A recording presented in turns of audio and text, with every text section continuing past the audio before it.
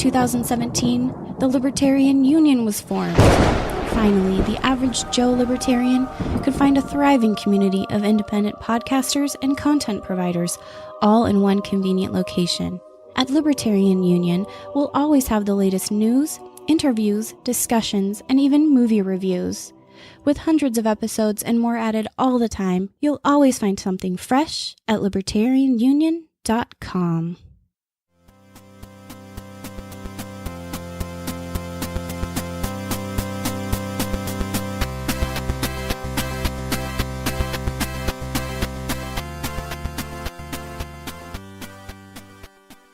Hey everyone, it's Daniel and Robert, the Last Nighters, and we're here to talk about a movie called Three Billboards Outside Ebbing, Missouri. This is the 26th episode of the show, and you can find the show notes and more at lastnighters.com/26.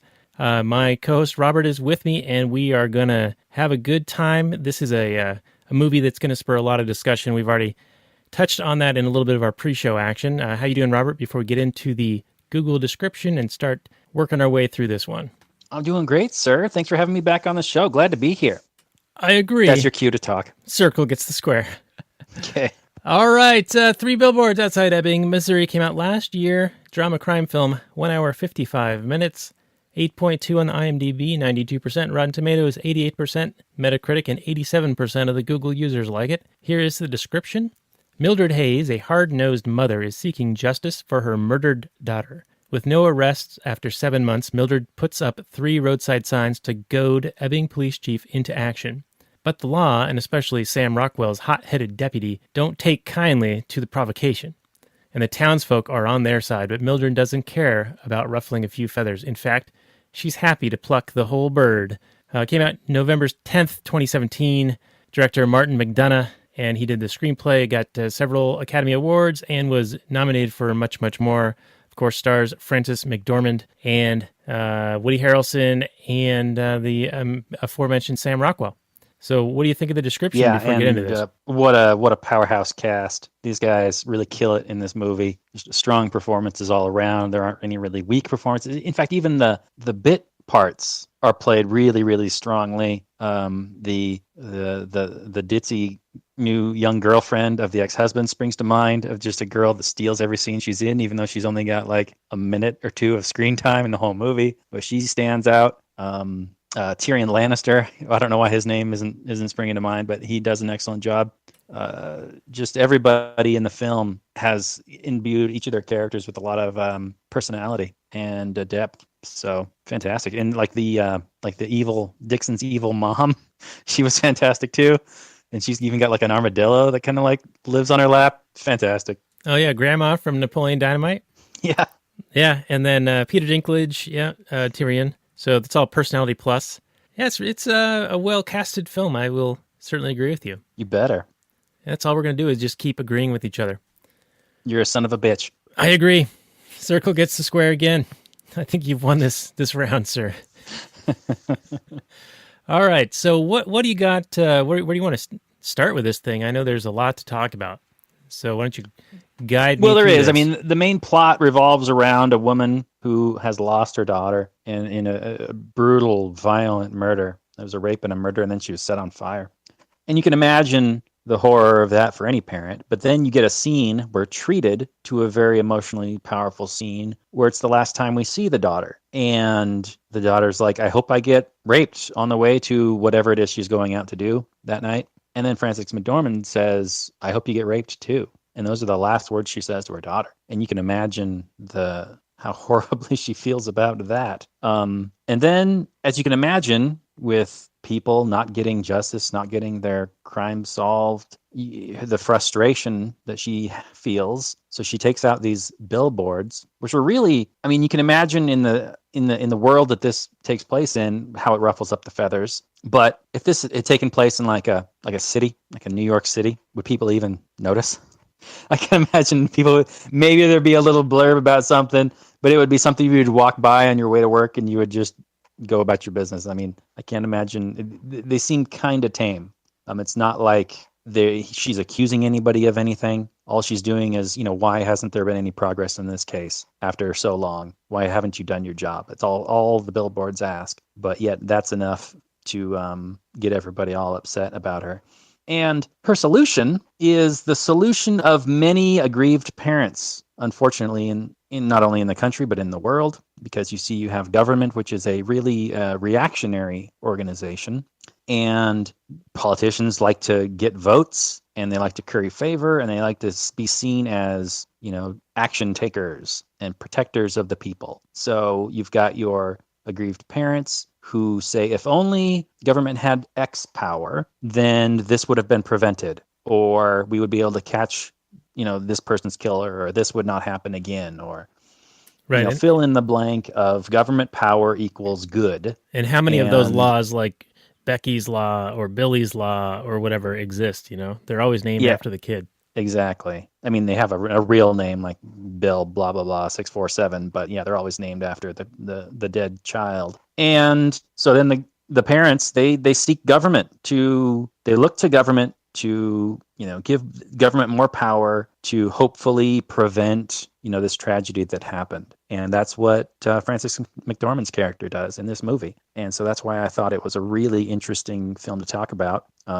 You sent me some articles, and recently in the news there have been articles regarding ancestry websites and DNA obtained from suspects matched up and essentially solving like decades and decades old cold case files, based on this new DNA evidence. And that's essentially what she's arguing for in this movie. She wants the sheriff, Bill Willoughby, to open up a database of every man in the county. At first she's asking for everybody at 8 years old or whatever to give their blood forcibly. And then she asks for every boy born to, put their blood in a database. And then, Willoughby's response is, well, there's kind of like civil rights issues with that. There's like laws against that. And she's like stymied and frustrated by that.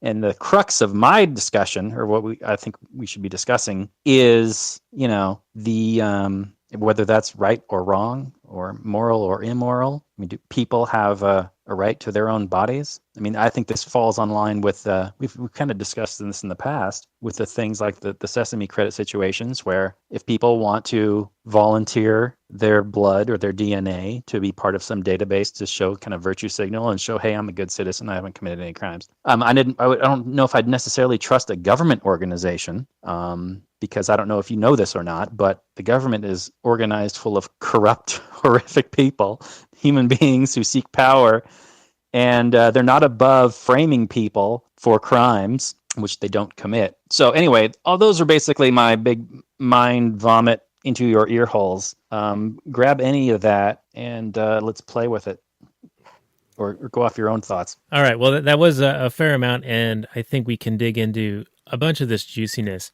But I first wanted to say that I would certainly understand and empathize with somebody who has a family member fall victim to something that they felt like could be prevented by a new law, especially when they think that the laws actually maintain order and actually prevent crime.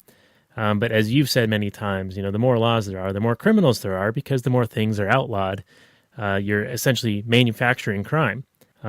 Murder is already a crime. Rape is already a crime. You don't need a new law to make that a crime. You follow what I'm saying? Like, these people aren't going to follow the laws anyway. They're intent on doing harm.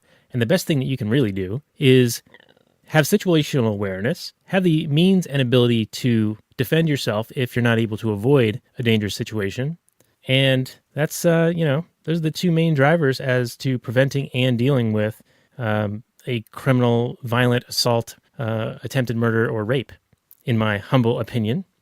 But I do want to talk about how the failure of the police to deal with this in a satisfactory manner to the mother, to Mildred, prompted her to go other means, So it's almost a market response. She sought another way to get what she desired. And so she went to advertising and public shaming. Public shaming and ostracism. And these are very powerful tools. I mean, they elicited a response almost immediately. Now, granted, it's a story, it's a movie, but I can certainly see that as being something that would happen. Like you would be met with some form of response by being on the news and having these billboards, even though it's like this stretch of road that no one travels on anymore ever since the new highway went in. which, by the way, they hadn't rented out the billboards since 1986. And I don't know how present day or when this film was set, but it would seem to me that if she wanted to put something up on those billboards, it would be almost free, not $5,000 a month. That seemed ridiculous. No kidding. I mean, I know they wanted to make it like a plot point where she couldn't quite afford, this, so that, spoiler, she had to get help later on. But yeah, the idea that she would pay $5,000 for 1 month for these 3 billboards, it's almost like she could have just put the signs up on the billboards and nobody would have even noticed anyway. Yeah, the guy didn't even know they were there. And that was the brother from Get Out. Oh, it was. Nice catch. Yeah. And but getting into your DNA thing, it makes me uneasy. I will say that. Because, in the stories about the girl in Tacoma from 1986, who they found a suspect based on similar DNA from publicly available Ancestry, 23andMe type websites and DNA matches, and it's not even matching with that particular person. Like they didn't, he wasn't necessarily in the database, but some of his relatives were, and it was enough to narrow it down to where, he's the right age, he was in the right, we show records of him living in the right area. And so it's I'm kind of torn on it. On the one hand, I'm like, yeah, somebody who does something that horrific should suffer the repercussions of that. Some form of restitution and some sort of, punishment needs to be meted out. You want to deter and prevent that. But the other side of it is, it's like your family or your relatives submitting their DNA to this thing is sort of like putting everyone at risk in a way, because you don't know when it's going to be used against you. And I don't even mean you have to do like a really, legitimate crime to be under the purview or under the microscope of the government. Certainly not. I mean, I think there's a book that claims that the average American commits 3 felonies a day. So it's really just a matter of them wanting to mess with you, that they then can, because there's enough laws on the books and they can pin enough things on people. And that's what they do, is they overcharge, to make something stick, right? And I think there was a story recently in, I want to say Ohio, where a guy was out on a date with a girl, and the girl's father is a police officer, pulled him over, and it's caught on video. And he says to the boy, "Hey, if you do anything, I'll find something to stick on you. I'll find some way to arrest you and charge you. I'll make something up if I have to." I mean, it's literally, it's bad eggs doing bad things, but they have the means to do it. And as Lord Acton said, power corrupts, and absolute power corrupts absolutely. So they may have, the best of intentions in going into this line of work, but they have that power. And to think that that there's no way it can be abused is pretty ridiculous in my estimation. Well, and you see some seriously egregious abuses of power in this film. To get back to the film a little bit, Dixon in this movie, there's a pretty horrific assault scene. Not to mention the fact that he's essentially admits to torturing people, but then he out and out just straight up assaults the advertising guy and his secretary just in broad daylight and doesn't fear any kind of repercussion.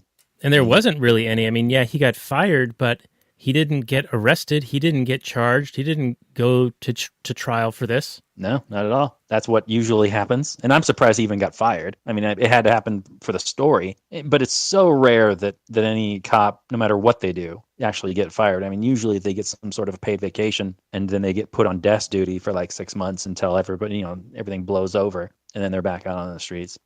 But yeah, Dixon in this movie, I mean, it's interesting, the Dixon character. I mean, I ended up at the end of the movie, I didn't hate him as much as I did, in the middle of the movie. But I'm also watching it for the second time. How did you feel about him watching it for the first time? Well, he seemed like the, typical dim-witted mama's boy bully type who sought out a position of authority and, like the prison guard type, but he's in a small town, so he gets to be a cop. And he shouldn't be anywhere near a position of authority, even per their own rules, right? I've heard that there's, they dissuade you if you have too high of an IQ from being a police officer. So in a way, they sort of want, you got to be capable enough, but then not so capable you don't question the orders, as they say. Sure. But he seemed to be definitely on the low end of that, Oh, yeah. It took him like 6 years to get through evil medical school. Yes. Yeah, they're called doctors. Yes. And And he got held back one of those years.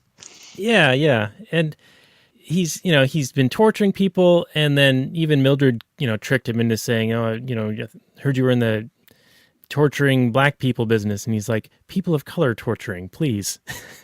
That's right. Oh man. So it's like, okay, so you're super racist, but you're going to be PC when it comes to like describing the racism. It's so bizarre. It is. It's the weird world where being racist is worse than being a torturing butcher assaulter guy. Yeah. You'll cop to being a torturer, but you won't cop to being a racist. Because that's way worse, right? It's way worse, man.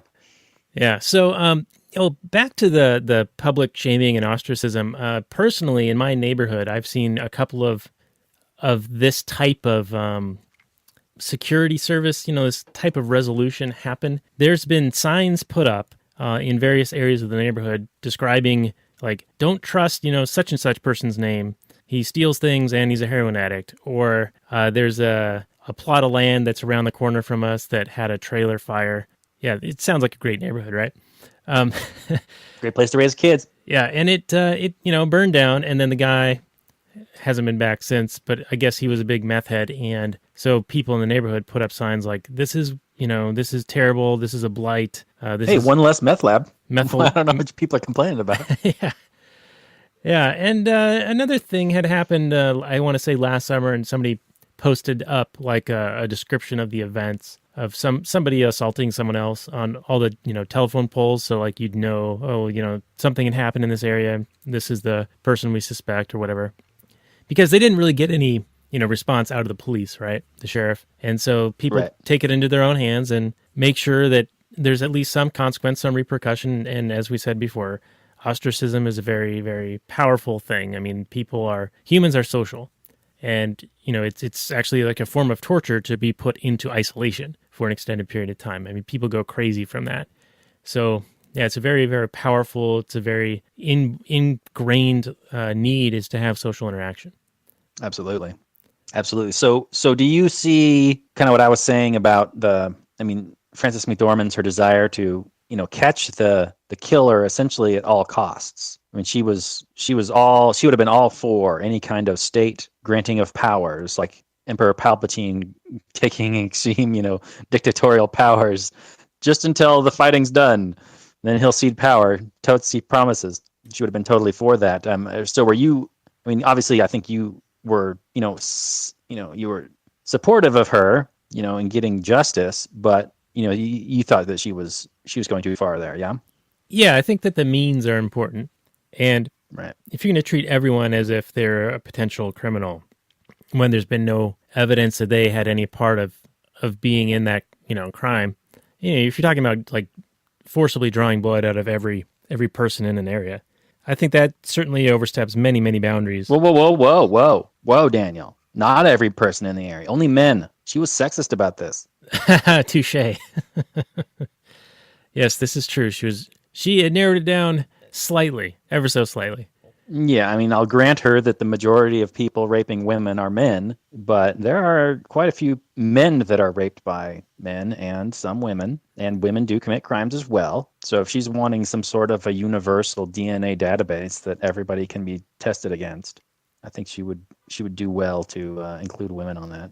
Yeah, and yet the market has seemingly provided one in real life. Yeah, because they offer value. I mean, I have gotten my DNA tested, and I've received massive health information that has quite changed my life significantly for the better. And then it's also provided, other people with their ancestry information for people that are, really interested in that. And I've looked at that also, but essentially we all came from, Europe, then Africa, and Africa, then Europe. So it's not super interesting for us waspy type people, but if you're down with that, you're down with that. But for me, the main thing was the health. Learning about my mutations has been revelatory. It's allowed me to change my diet in ways that has made me feel so much better made me feel like a human being. I mean, I've had neurological problems all my adult life, and I really didn't understand why. And now I get an explanation, and it's because of the food I've been eating, and it's been able to cut that out. And I also blame the FDA for forcibly mandating synthetic folic acid into rice and pastas and cornmeal and flour, especially Fruit Loops. basic staples that everybody eats, and it's been in the food supply since 1998. I mean, it's not like the market couldn't have put this in by itself, but done it voluntarily. But the FDA mandates it, and everybody has to do it if it's in the United States and produced for the American market. And it is for those who don't know, it's to combat neural tube defects like spina bifida. And it does do a bit for that. If your body doesn't have the MTHFR mutation, you can synthesize that or metabolize it or whatever the word is. Methylate. I believe it's methylate, the word. And but if you have the MTHFR mutation, you can't do that. And so it's actually more like a toxin in your body. And so, yeah, and about 30% of the population have the MTHFR mutation. So, you might want to get yourself tested if you have unexplained depression or anxiety, or in my case, Tourette's and tinnitus, all kinds of things that you don't know why you have it. Well, it might be because you're eating synthetic folic acid. But anyway, that's my little rant on that. All right. Well, back to the movie. Let's go back to the movie. Yeah. Oh, and back to the more laws, more criminals.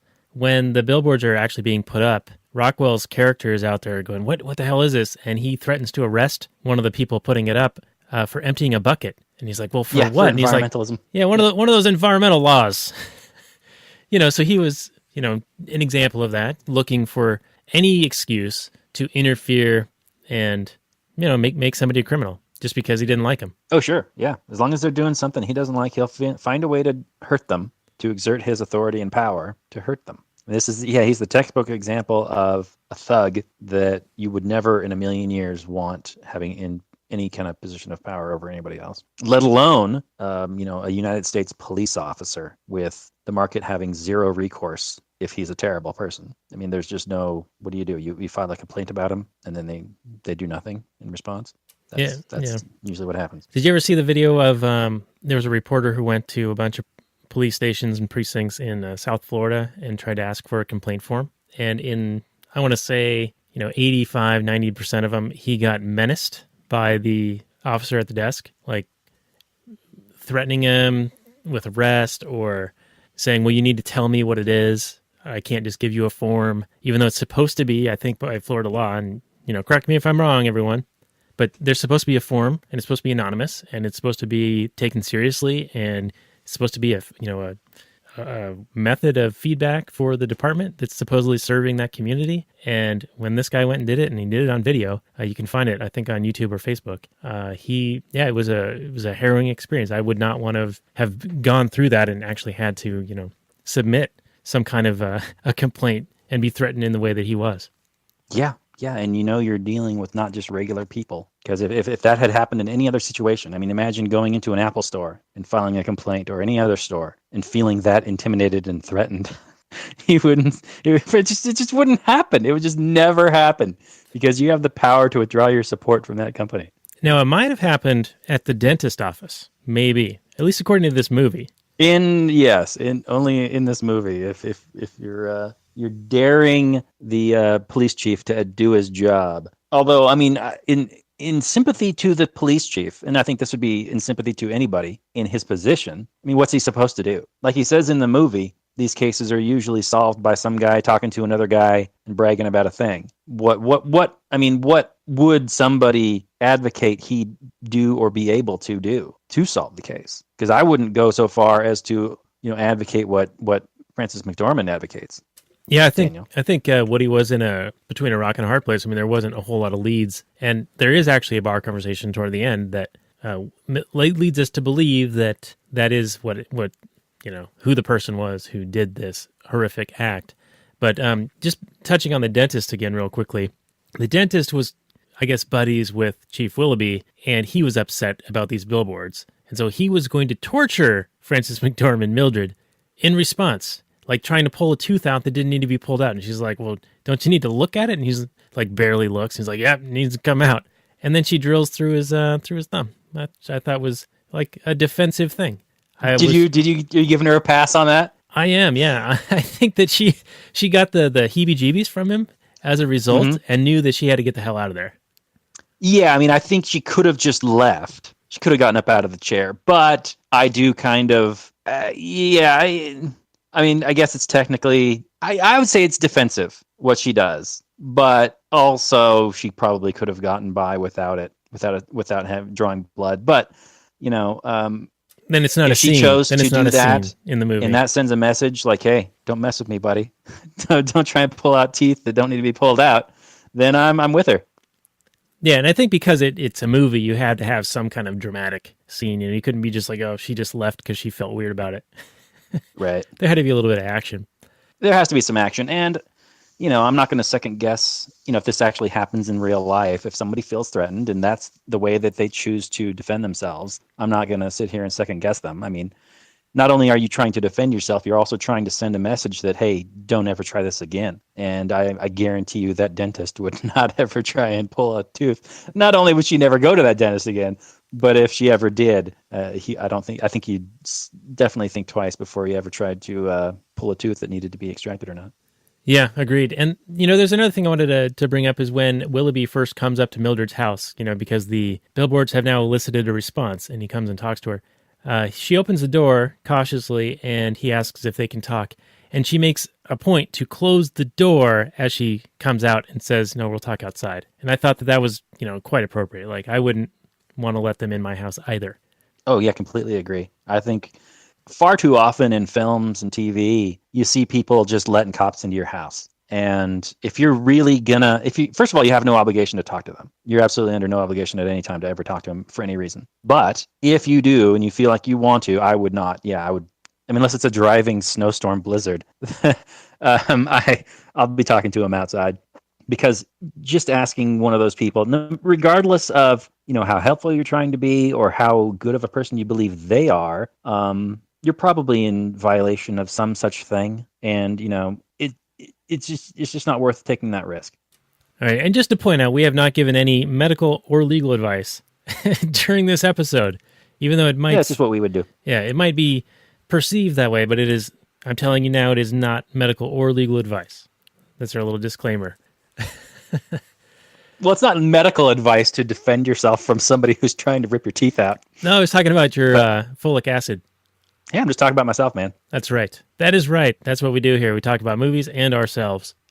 So what else do you want to talk? How about we talk about... No more cunts in the house while you moving out? This movie was far funnier than you thought it was going to be. Admit it. I thought that line was hilarious. Yeah, it was good. That line was fantastic. And then I also thought Penelope said baguettes. It was fucking hilarious. Penelope said baguettes. Yeah, that's the 19-year-old, right? That is hooking up with the ex-husband, who I guess he was an ex-cop, and also he would beat up on Mildred. So she was very, nonplussed about hanging around him. And he does this like terrible guilt trip, right? Where he says, hey, the daughter came to want to live with me, but I said, no, your mother really loves you, so you need to stay with her. And he says to Mildred, if I hadn't told her to go back to you, she'd still be alive.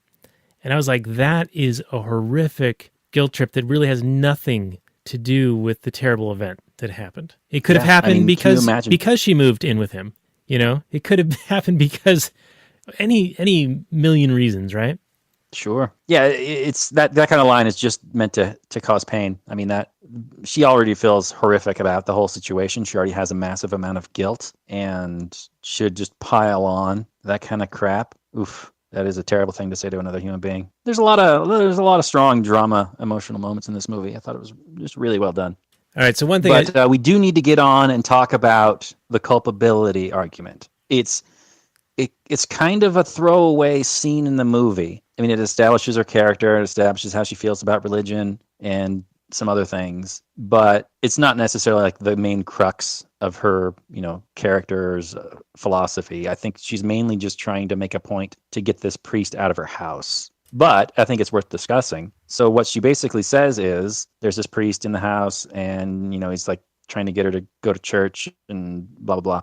And she essentially throws RICO at him, which is a law that the United States government came up with to fight organized crime. And it basically says that if you're a part of an organization that is a criminal organization, then you are culpable for the crimes committed by other members of that organization, regardless of whether or not you have committed any crimes personally yourself. And she uses that against this priest, saying that since he's a member of this priesthood, since there are all these other pedophile priests, he's a member of this criminal organization, since this organization covers for these priests, and they absolutely do. I mean, that's just a fact. They know about the abuse, they shuffle the priests around, and they don't actually really do anything to, call these priests out and like say, hey, these priests have been molesting children and these people need to go to jail or, suffer some sort of restitution or something. Instead, they kind of hide it away as if this isn't going to come out. It's a weird PR move by the church. I don't get it. I think that they would be like the ones most wanting to root it out,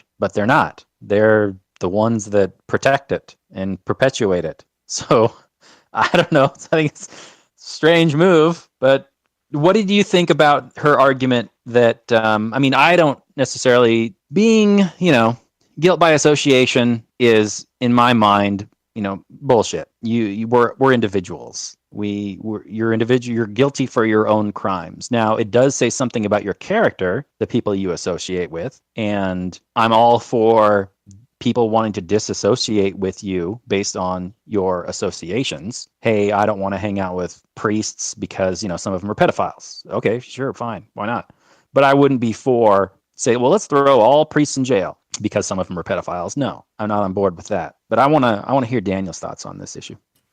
Well, I thought this would be a main discussion point, and I do think it is very interesting. I think that we did get into the RICO fairly heavily on our Find Me Guilty episode. I don't remember the episode number, but do check that out. It's in our back catalog on the show. So Find Me Guilty, the Vin Diesel movie, we talk about RICO quite a bit. I'm with you. I agree that it is bullshit to charge others for a crime that's committed by someone else, but it does have a tinge on their character, and it would maybe lead you to see them as suspect, right? If you don't know who did it, but you know that this type of activity is performed by this type of organization, then when an event happens, then maybe you'd scrutinize them a bit further. They'd be high up on your suspect list, but then you'd need to actually have evidence that they were the individuals in particular who are responsible for it.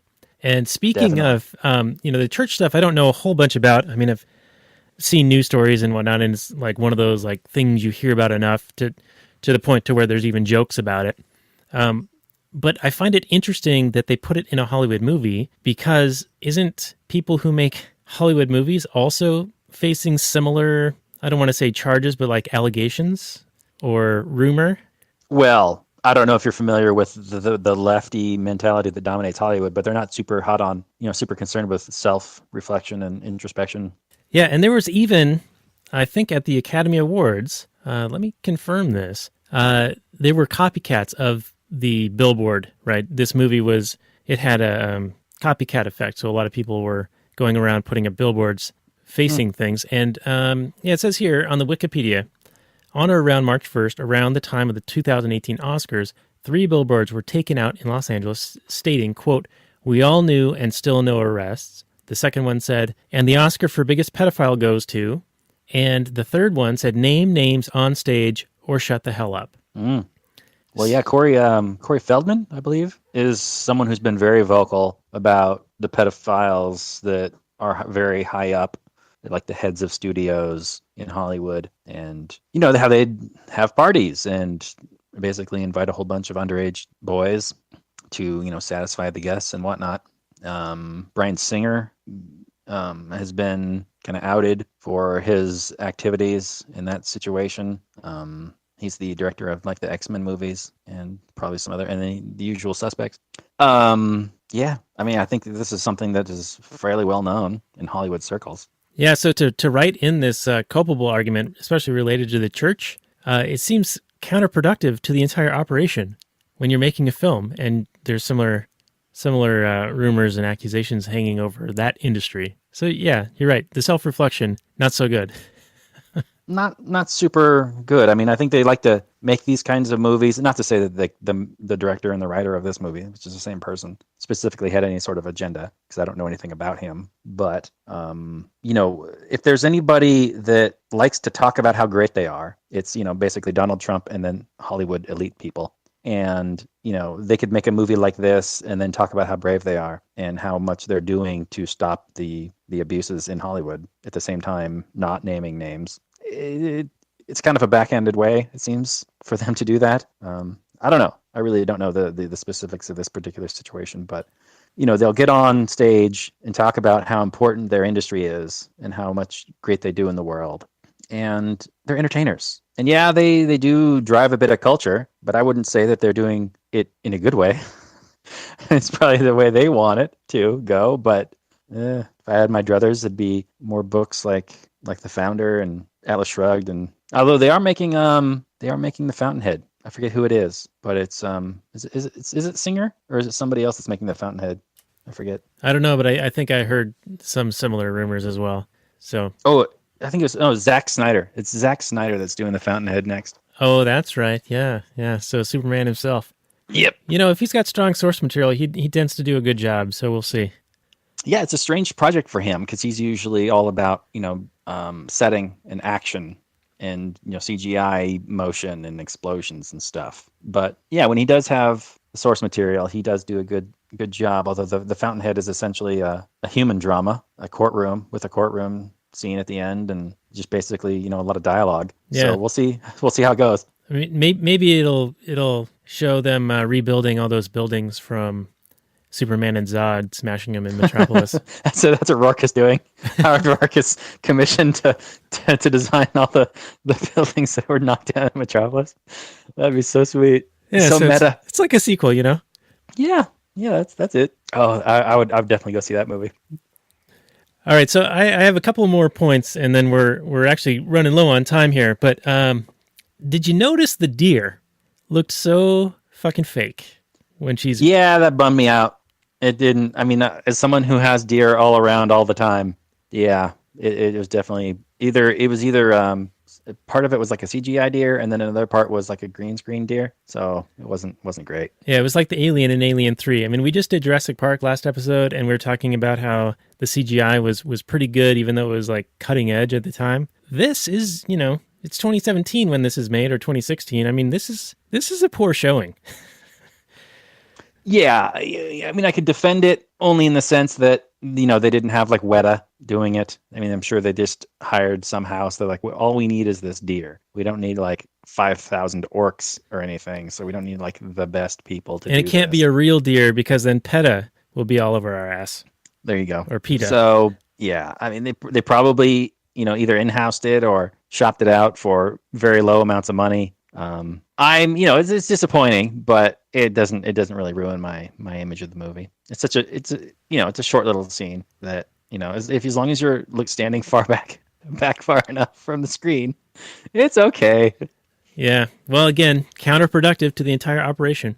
All right. And the other thing is, in this movie, it seems like everyone is really dumb, like so dumb, except for maybe Mildred. Well, I would say that Bill's not too dumb. Dixon's a moron, but he gets one little moment to kind of shine a little bit. Yeah, and he does find his badge after losing it when he gets fired, and I thought that was like a little symbolic, like because he actually did some real police work, and then he, is able to turn it in, and this is when he gets the DNA off the guy from scratching him in the bar. Mm-hmm. So before we wrap this up, we have to talk about the ending and whether or not they would be justified. Now, at the very end, they're not sure if they're going to go through with it. But if they did, would it be murder or would it be justice? I want to hear your thoughts first. All right. And again, for our audience, this is spoilers all the time, so we hope that you've seen the movie first. But essentially, the foreshadowed, sometimes these things are solved by a conversation in a bar, somebody's bragging about something.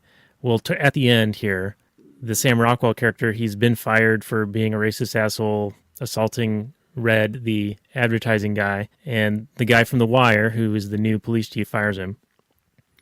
We're led to believe that this guy who's bragging about pouring gasoline on a rape victim, which, is a very similar story to what happened to the daughter in this film, that he's the guy. So Sam Rockwell picks a fight with him to scratch his face to get DNA under his fingernails to go and get it tested to see if he is the guy who matches the crime scene. And it turns out, no, he doesn't match, which, I think that's like the twist in the movie, and it's supposed to like really surprise us. But they come to the conclusion that they know that this guy did something bad. Even if it wasn't Mildred's daughter, he did it to someone else's daughter. And so they decide that they're going to go and drive to where he lives, across the country, and kill him. And they have a little bit of reservations as they're driving, and they're like, well, let's decide along the way. And that's how the movie ends. And so it's left kind of open-ended. It's left for the audience to ponder. Did they? Didn't they? If they did, would it be morally justified or not? And that's my question to you, Daniel. Would it be murder? Would it be justice? Sure seems like, some hearsay or, some kind of like boasting that he kind of does, in a bar. Is that enough is it enough of a confession to convict somebody? Or, Dixon is sure he did something, but he's a moron. But, as the audience, we get to hear what he heard. So would that be enough for you? Does it pass the Daniel test, or would you need more evidence? But even if you had the evidence, would you be justified in going off and killing this person? Yeah, man, that's a tough question. Now, again, in the film, we, the audience, get to hear it better than probably Dixon could have. I don't think it's enough for me, personally, to really do anything, though, if there was some kind of apparatus, and I'm talking about in a stateless society, but even in a state society like we have now, maybe I'd take that information to somebody of some means of doing something or investigating it or looking into it, somewhere where at least that piece of information can be tied together with a potential actual crime, I wouldn't just sit on it, but I also don't think that I'd go and kill the guy. But, I'm also a bit non-confrontational. Like, I don't want to, if I can avoid a confrontation, I'll avoid a confrontation. Okay, so I'm kind of where you're at, but so you've answered one part of the question, that you wouldn't have gone and just killed this guy, but you would have taken some action. Second part of the question, if you had murdered them or gone off and killed this guy, would it be justice or would it be murder based on the information that they have? Or is that just a question you just can't answer? We just don't know. Or you don't want to make the judgment on that? Well, I feel like the second answer is tied to the first answer. Like, for me, I don't think it's enough to really do anything other than try to piece that part of, present that piece of the puzzle to somebody who's got the puzzle laid out and that they're trying to put together. Okay, so let's say that the Mildred and Dixon go and kill that guy. Would you support any kind of legal action against them? Well, that's an easy answer. I wouldn't.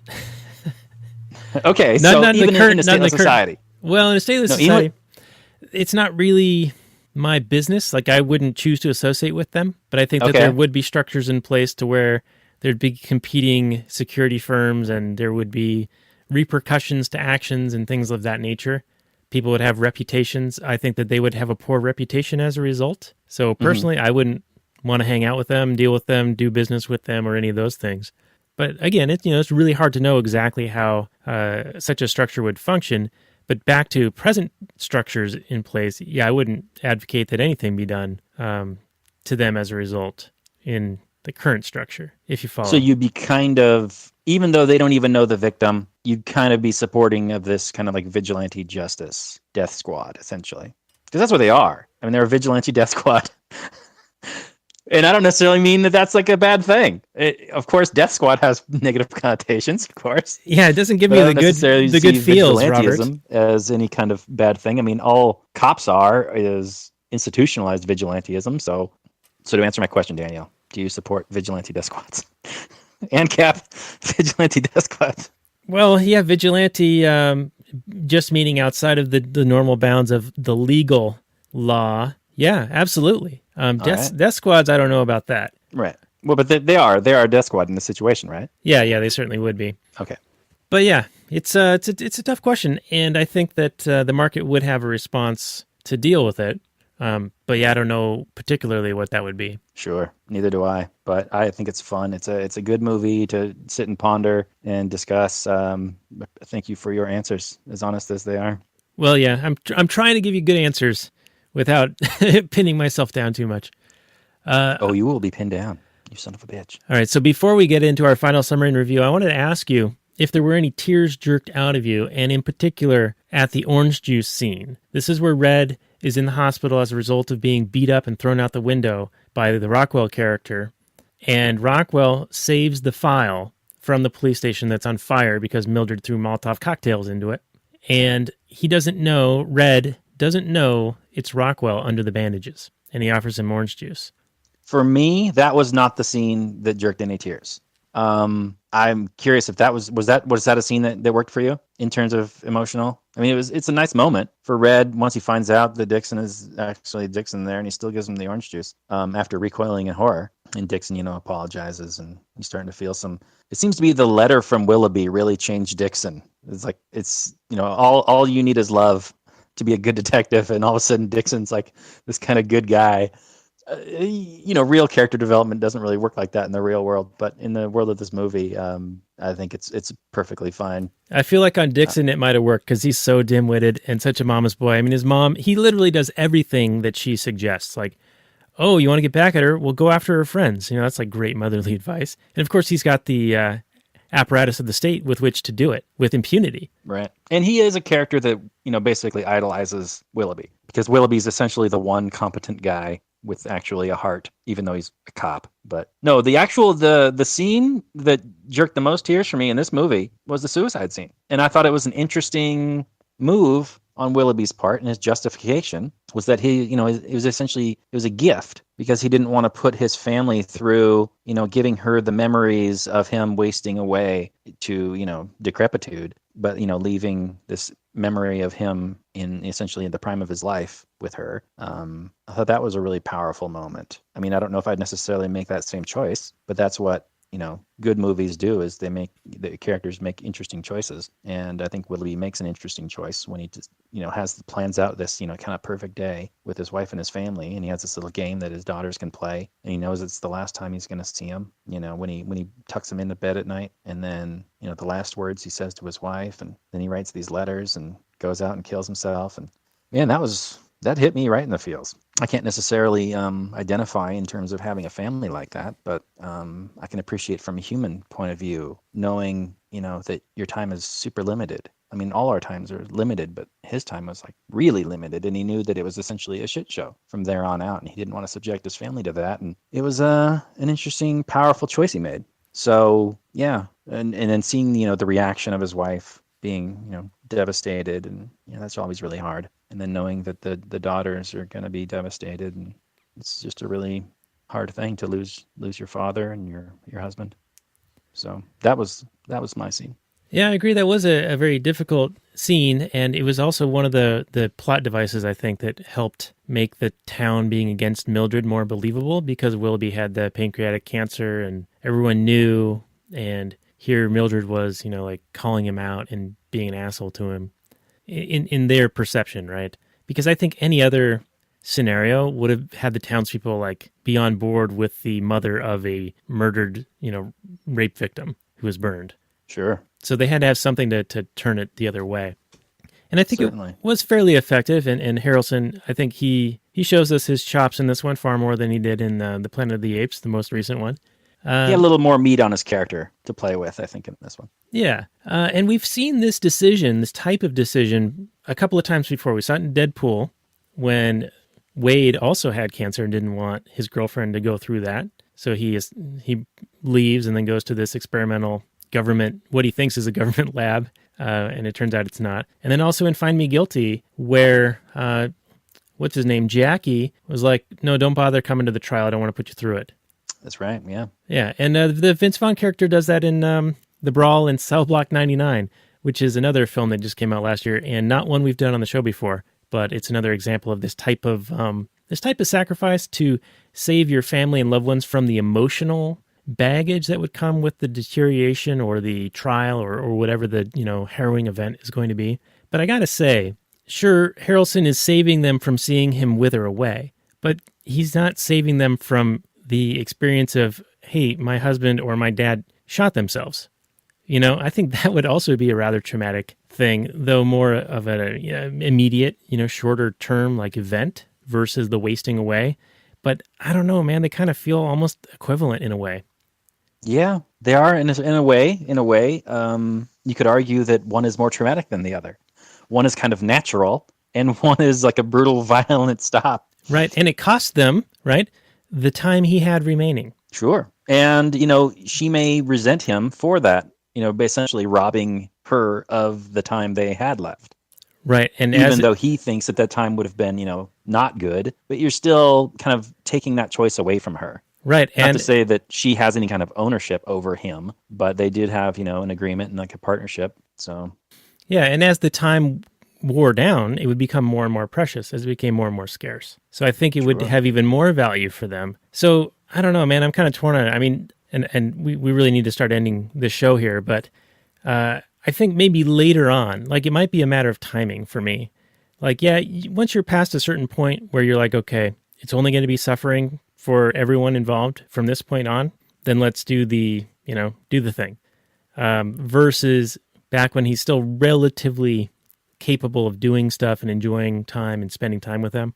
And, it comes down to an individual choice, right? But for me, I felt like he maybe jumped the gun, so to speak. Oh, Daniel. I know the puns are coming out. Too soon? Daniel, you got to rein those puns in sometime. All right, we've gone too far and too long on this episode. So let's do the final summary and review. Okay, so this is a movie I wanted to do for some time, and I'm glad we finally got to do it. It's I should have looked up. Did you do any kind of research on the writer-director? Because I did not. I don't know if he's done other movies in the past. I imagine he has. You don't just make your own movie with all this high-power talent just out of the gate, I don't think. But anyway, really strong writing and directing effort, strong acting. It's the movie that'll make you laugh, make you cry, and ask, a lot of interesting questions. Like when she kicks the girl in the crotch, are you pro kicking the high school kid in the crotch, or are you anti kicking the high school kid in the crotch? What was your reaction to that? I was kind of in support of her kicking the kid in the crotch, but then again, I thought that was a bit egregious. It's fun. Actually, she kicks two kids in the crotch, a boy and a girl, so she wasn't sexist there. So that's nice. Egalitarian crotch kicking. But anyway, yeah, lots of interesting, fun questions that the movie asks. Fun discussion type movie, but it might leave you a bit emotionally drained after watching it. Fun, open-ended ending, and just overall, just really, really well done. I'm going to give this movie a 9.1. Really strong recommendation if you haven't seen it, but if you haven't, why are you listening to this? Of course you have. You've already seen it. You agree with me, and thank you for doing so. You're all smart. What did Daniel think? Wow, that is high praise indeed. Very, very high praise. I agree that this was an interesting movie. It had a lot of good questions come out of it. It was funny in parts, but also very dramatic in parts. I did find the turn to be a little bit hokey. And Mildred, her character, Frances McDormand, she really got into the role and played it well. But I also think that her character got away with a bit much, right? And that the police didn't scrutinize her further with the Molotov cocktail thing because she was on a date with Tyrion Lannister or promised a date with him, and so they didn't look into it any further. So I don't know. I mean, this is the type of movie that I'm glad I watched, and it was entertaining, but I'm not glad I bought it. Do you know what I mean? Like, this doesn't have a whole lot of rewatchability for me. I know you watched it twice, and I think you picked up a bit more in the second watching, but also you watched it a second time with the intention of discussing it, and I think that probably plays a big role in how you're watching a film. So I'm a little bit lower on this thing. I'm going to go with a 6.5. So a little bit of a disagreement here between the Last Nighters on this one, but still a good movie and still one worth checking out. But you didn't answer if you're pro kid crotch kicking or not. Well, they did kind of provoke her, though she didn't know who it was. So it was a matter of her doing the RICO thing and just giving them the guilt by association. She knew it was indeed one of the three or the four up there, so she just started going up there kicking them without really knowing who it was. So another instance where she probably went too far, but it was probably satisfying as a viewer because, yes, they were being dickbags to her. So right. And, punk high school kids, you don't get a lot of sympathy when you're a punk high school kid. I'm sorry. Yeah, sorry. Just walk it off. Walk it off there, Jimmy.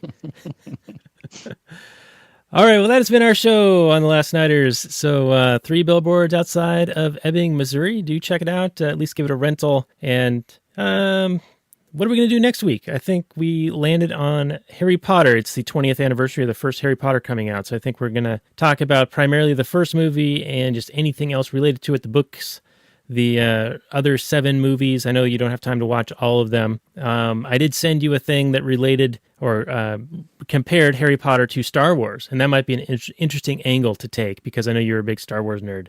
So Harry Potter, the next week on the Last Nighters. Check us out. All right, and be sure to give us some comments and ratings and reviews on iTunes, Google Play Music, YouTube, etc. You can even join us on anchor.fm/lastnighters and send us audio. You can send us a 1-minute message and we can play it on the show and respond to you, and you can hear your own voice on an upcoming episode. So check that out, and I just want to say good night from last night. Thanks, everyone.